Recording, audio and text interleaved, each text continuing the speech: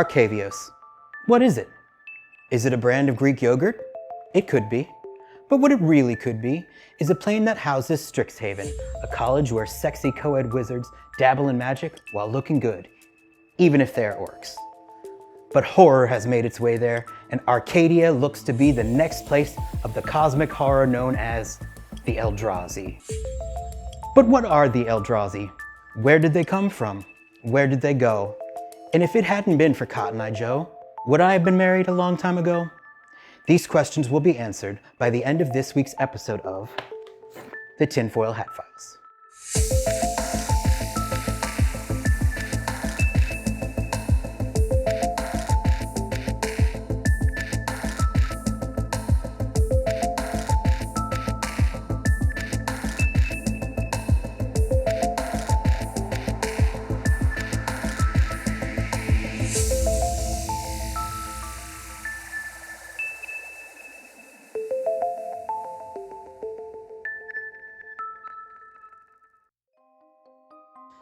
Very little is known about the Eldrazi.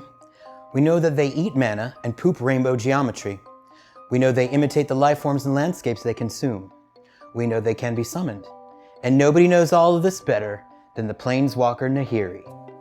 Nahiri is a native core from Zendikar, and as a lithomancer, which translated from ancient nerd is does magic with stones, she can bind anything and anyone in stone. She can even use stones as a channeling agent. We first learn of Nahiri when she helps bind 3 invading Eldrazi titans, Ulamog, Kozilek, and Emrakul, in stone to quote-unquote protect the multiverse and her beloved home plane. Once this is accomplished, rather than make sure things are secure, Nahiri takes a 1,000-year nap, or so she says. During this time, the memory of the Eldrazi's invasion is replaced by a pleasant mythology that lifts the Titans to the status of gods, and as it turns out, being worshipped makes the Eldrazi stronger, thus weakening their stone prison. They nearly break free from their trap, until Nahiri locks them in again.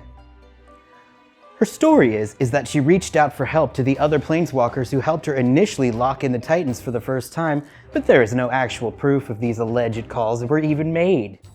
The only thing proven is that Nahiri is incredibly adept at controlling and even capturing the Eldrazi, both on Zendikar and Innistrad, the latter which she purposefully brought in an invasion upon them as an act of vengeance over a perceived slight.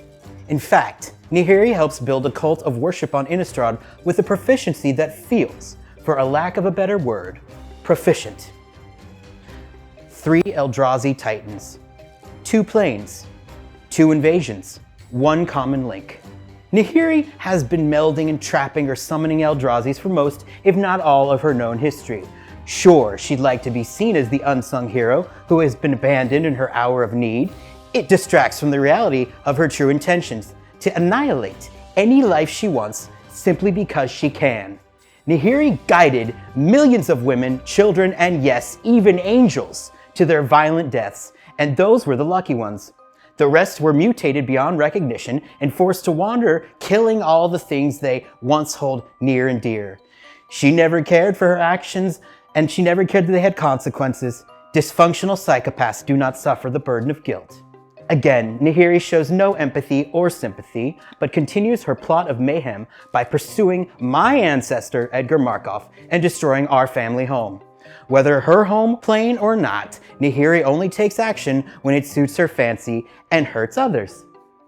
Which brings us back to Andromeda. Some giant colorless avatars have popped up, and since an avatar is a manifestation of a deity or released soul in bodily form on Earth, and Eldrazi's use colorless mana, as well as being worshipped as gods, it is not a stretch to say that these avatars are just heralds of the Eldrazi threat that looms over the planar sky. The similarities are too similar, and one can only mean one thing. Someone is summoning Eldrazi's. But who? Nahiri can't be seen doing this, so she would need a patsy. And who is this patsy? His name is Luca. Yes, I think you've seen him before. Luca is a great protege, as he is like Nahiri in 3 distinct ways.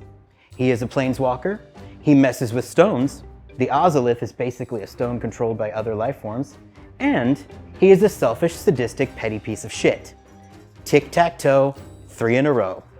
Luca is also just the right shade of stupid for Nahiri to manipulate.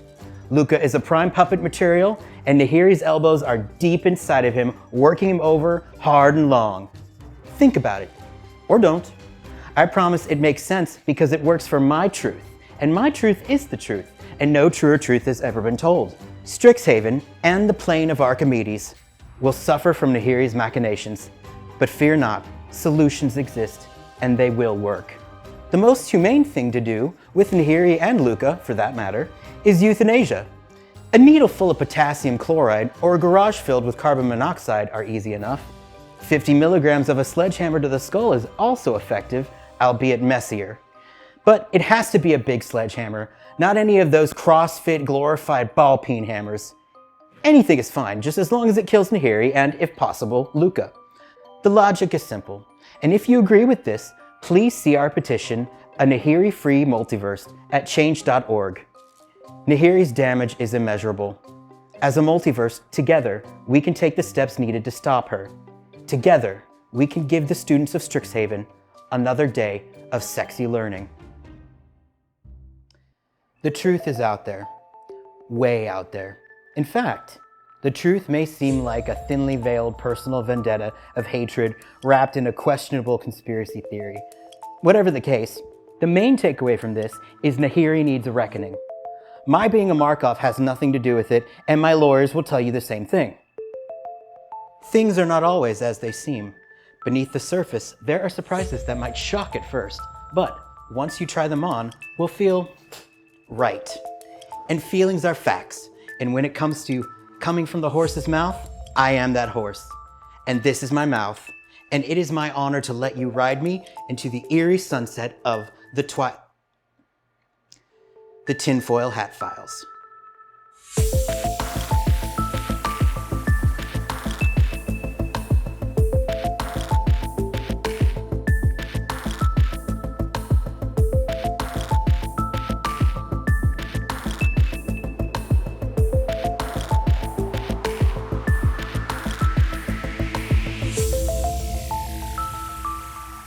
I feel like it was a little dirty at the end there. That was perfect.